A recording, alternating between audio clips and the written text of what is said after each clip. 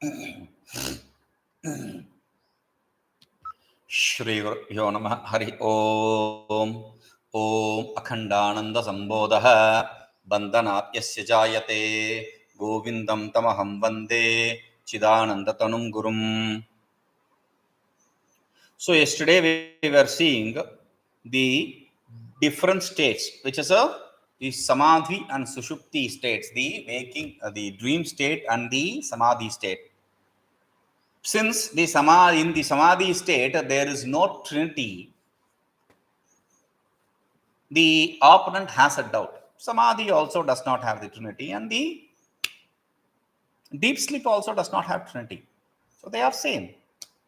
Why not consider samadhi to be sleep, perceived to be samadhi? You don't have to put effort like sitting in meditation. Just lie down, that's all. So far we said, no, samadhi cannot be accepted to be sleep because there is a great difference. What is the difference? First difference. Here, the existence of mind. In samadhi, there is existence of mind. The mind is the vritti. Mind is that which is generating that samadhi. Okay, there is mind. And in sushupti, in deep sleep, there is no mind. There is absence of mind. We have already seen that. Mind merges in the self, the ignorance. No. That is one. Second, there is knowledge. There is knowledge. Vritti is called as knowledge. Knowledge. There is knowledge in the samadhi. Whereas in deep sleep, there is ignorance. There is no knowledge. Absolutely. So these are the prime differences between samadhi and sushupti. Therefore, samadhi can never be sushupti, deep sleep. Sushupti can never be considered as a samadhi. And with this, I also explained that the yoga moksha and yoga samadhi and vedanta samadhi. Yoga samadhi and vedanta samadhi means yoga moksha and vedanta moksha.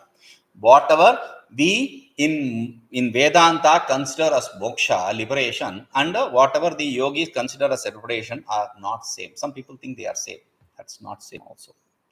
Because we saw very clearly that in yoga, there is a mano nirodha, the cessation or control of mind. Whereas in Vedanta, the accept mano nasha, not nirodha, not control.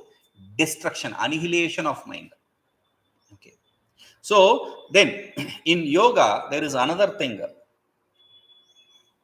The mind exists. Therefore, the samsara exists. Because controlled mind can come up anytime. So the mind exists, the samsara exists. Whereas in Vedanta, we don't accept samsara because mind does not exist. And in yoga, they accept tatah klesha karma nivrittihi. In one sutra, he says, because of that, the klesha karma is completely destroyed. In Vedanta, we also say tatah klesha karma nivritti, but klesha karma nivritti is not the only result. We also say ananda vaptischa, destruction of the troubles. Also, along with that, gaining of the bliss. That is what is said. It's all just wordplay. There is klesha karma nivritti means it is also talking about no trouble, no pain means it's talking about happiness, right? No, that is not true. Even stones have no pain, but that is inert. That is the inert stage we are talking about in samadhi. That's why after staying in that samadhi for years, this fellow will come back and he will enter samadhi, samsara. So what is the difference between the yoga samadhi and the moksha samadhi or Vedanta samadhi or yoga moksha and Vedanta moksha? The prime thing is in Vedanta, in yoga, let us see in yoga.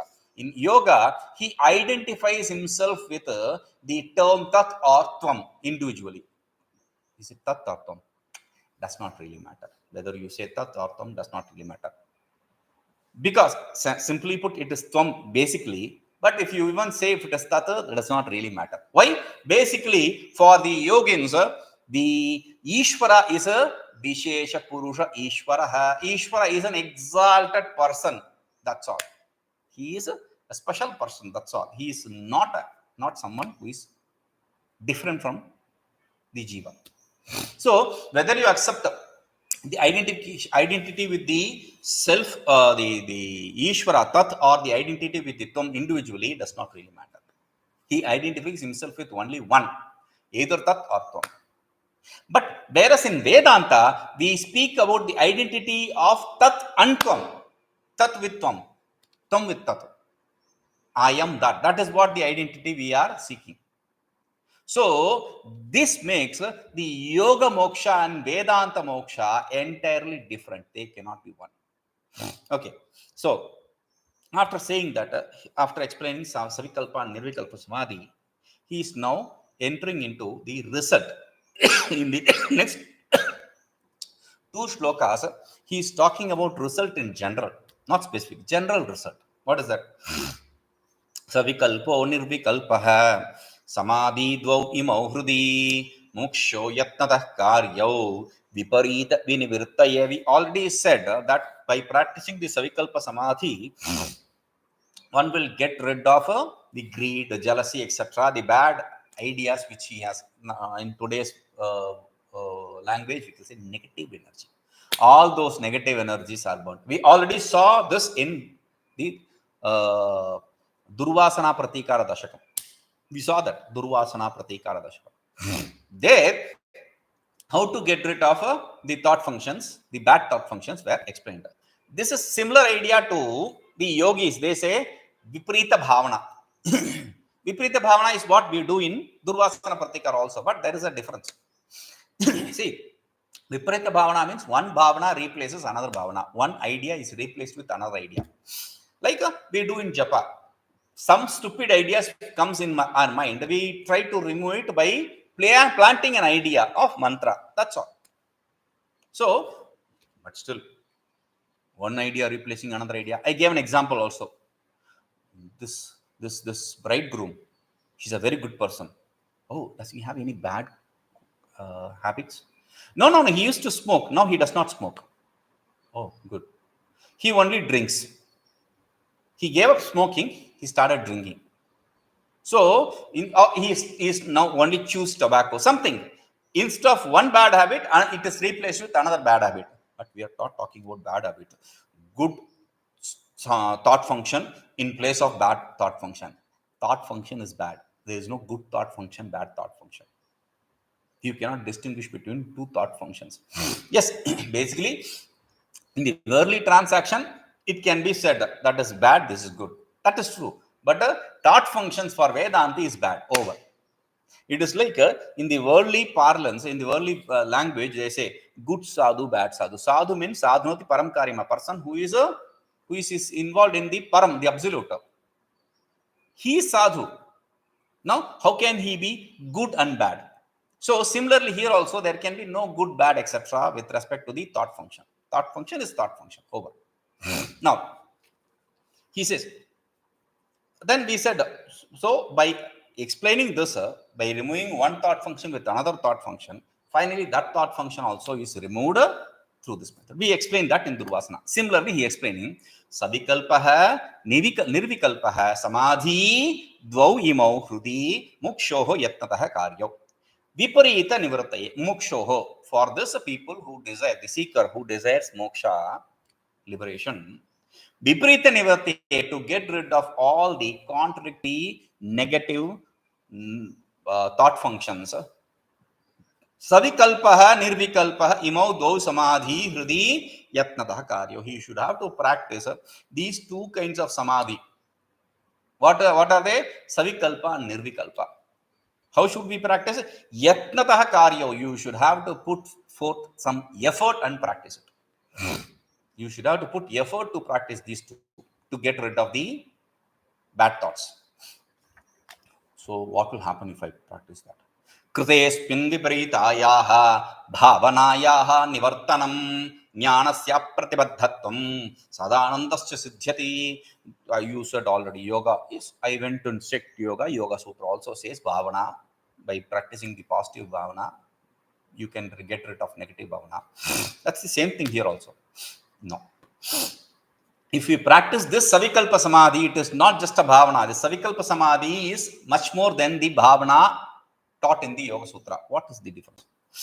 kṛte'sminviparītāyā bhāvanāyā nivartanam jñānasyāpratibaddhattvaṃ sadānandaśca. Asmin krte. kṛte'smin, if you perform this, what is this? The savikalpa samadhi, then what happens? Nirvikalpa samadhi also along with it. Viparītāyā bhāvanāyā nivartanam. First result, that is the viparīta bhavana, the contradictory thought functions, the bad thought functions, the wise thought functions, they will be removed. That's the first result. Second result, jñānasyāpratibaddhattvaṃ. Pratibaddha means pratibandha. It is an obstacle.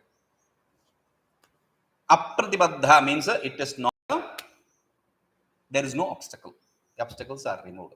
For what? Jñānasya, for the knowledge. When there is no negative ideas, there is no bad thoughts, there is no bad imprints, then only good imprints remain. The punya remains. If the punya remains, there is no obstacle, because papas are the obstacle for your knowledge, to be established in the knowledge.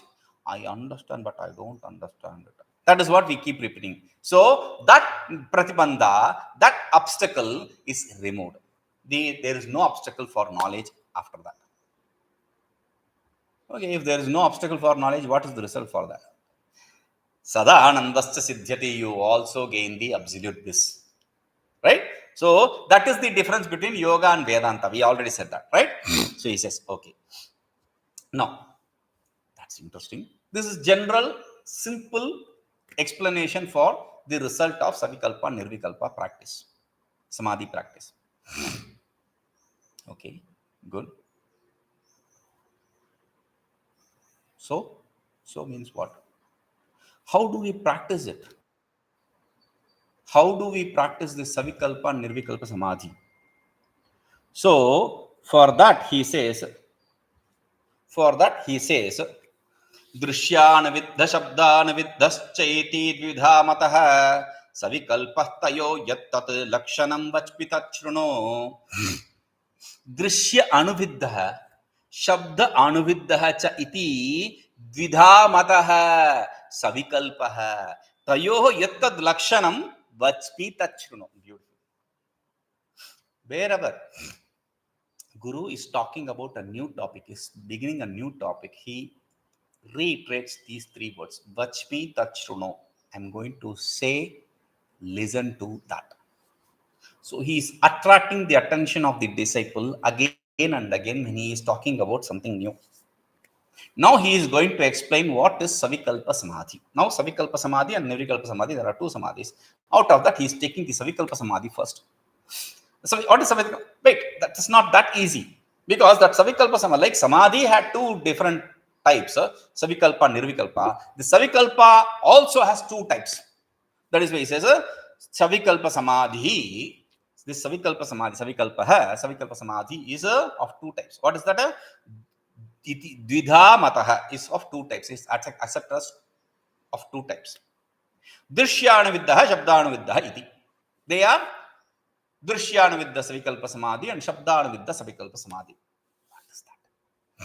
Dṛśya means we know the objects. Śabda means we know sounds. So anuviddha, associated. The samadhi, savikalpa samadhi, that is associated with objects, vision. The samadhi, savikalpa samadhi, that is associated with sound. The savikalpa samadhi that is associated with form, and the savikalpa samadhi that is associated with the sound. These are two kinds of samadhi, savikalpa samadhi. Okay?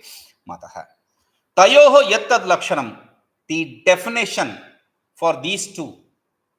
Yadu tatu, whatever is the definition for these two, tadu vacmi, that I am going to say to you, tacchṛṇu. Listen to that carefully. Okay. What is the definition for dṛśyānuviddhaḥ? He says, kāmādipratyayairdṛśyaiḥ asaṃgo yatra dṛśyate soyam dṛśyānuviddhaḥ syāt samādhī savikalpakaḥ. kāmādipratyayaihi dṛśyaiḥ asaṃgah yatra dṛśyate so ayam dṛśyānuviddhaḥ syātsamādhiḥ savikalpakaḥ. dṛśyaiḥ, the forms, whatever you see, the objects, whatever is perceived.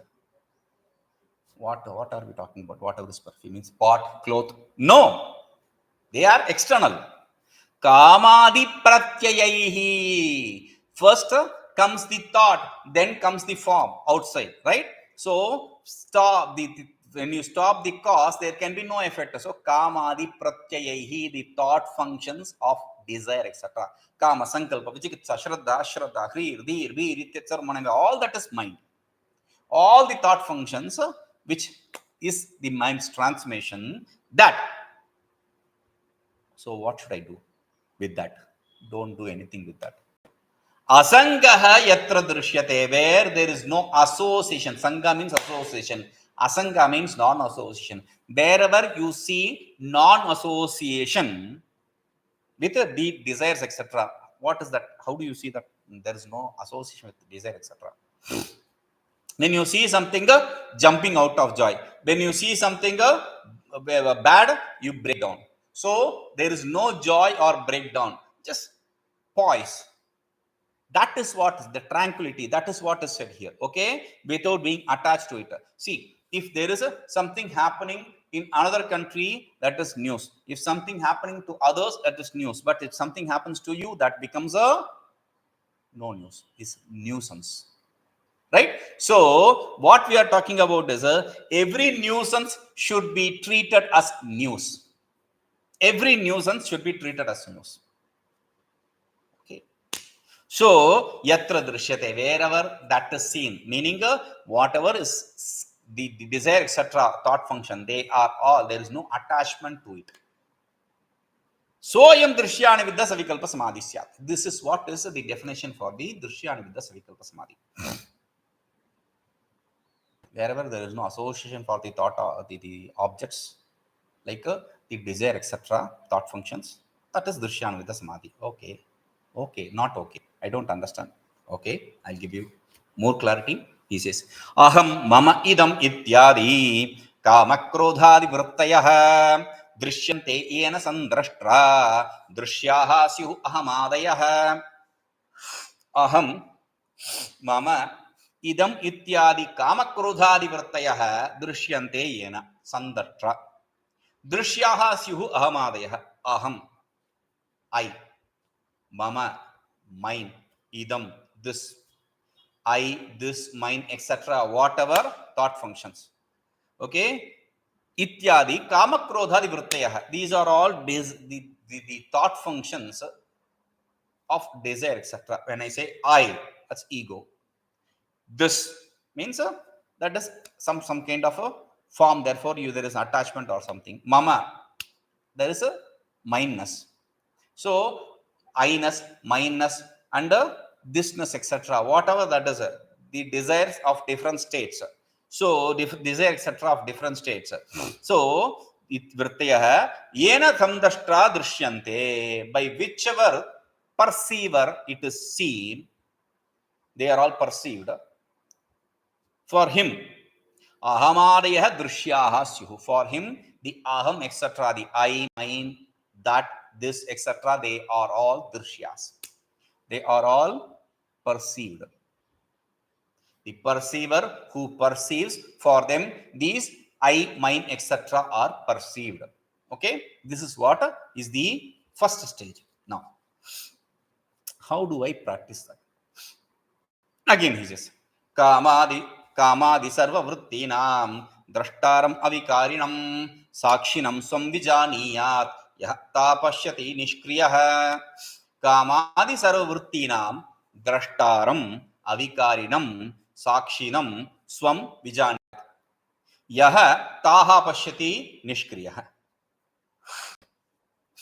Kāmādi sarva vṛttīnām, all the thought functions like desire, etc. All the thought functions like desire, etc. Dṛṣṭāram, one who perceives that. What is his nature? Avikaran, he does not transform, he does not get transformed because of that kama, etc. Kama does not bring any change in him. The krodha, the anger, does not bring any change in him. The greed does not bring any change in him. The objects that produces sorrow, that does not bring any change in him. Avikaran, he is transformationless. Sakshinam, he is witness. Swam vijaniyat. Know oneself to be witness for all this. One who does not transform and who does not change. That is the practice. I told you, I am just witnessing everything. That is what people think with respect to the sakshi, which is the self. You cannot be as a self be witness for anything. From the standpoint of mind, this witness thing starts. The witness thing ends with that. And we cannot be witness for anything. That also I said. Why? Because we don't have the mental strength to be a witness. Even if it is not a match which our country plays, when we are sitting in front of the TV, we will, or in front of that match, then we will take sides invariably. Not just that. I'm not talking about external match, I'm talking about internal match. Okay, good. Go and sit. After some time, instead of mano nasha or mano nirodha, you will be in mano rajya. What is that? Mano nasha means annihilation of mind. Instead of annihilating the mind, mano nirodha, instead of controlling the mind, you will be entering mano rajya, meaning daydreaming. I call them bathroom dreams, Bombay dreams. There was a famous drama in Broadway, Bombay dreams. So I call this bathroom dreams. Just like the kids when they play, when they are excreting, they'll play and they'll be playing. While excreting, they'll be playing in their mind. So that is what it is. That is why he says they are cheap. That is why I call them bathroom dreams. Now, dṛśyātaram sakshinam abhikāyinam. But then why is it said here? That is why I said, without the strength of sadhana japa, you will not be able to practice this. Invariably, while watching the thought functions, you will be sucked in that thought functions. You will start daydreaming. You will be entering the cinema. Instead of watching the cinema, you will be part of cinema. If you have seen, nowadays people have matured a little. In olden days, the previous generation, I have seen people crying out of. Even now, people do that. So, I have seen people crying after watching the TV. Watching the TV means a movie which was shot in 60s or 50s. There, some hero, he dies in that movie. Unfortunately, there is a twin, one of them died. And these people, they will be crying. Why? He died. And how is he appearing in the next movie? They don't know that, but he died. So that is what happens. We will be dying inside along with the people who die inside. So he says, yaha nishkriyaha. And that, who is that? One who does not undergo any change, transformation, without any interaction, any transaction with those, taha pashyati. He sees, that sakshi sees without any transaction, that sakshi sees all those thought functions.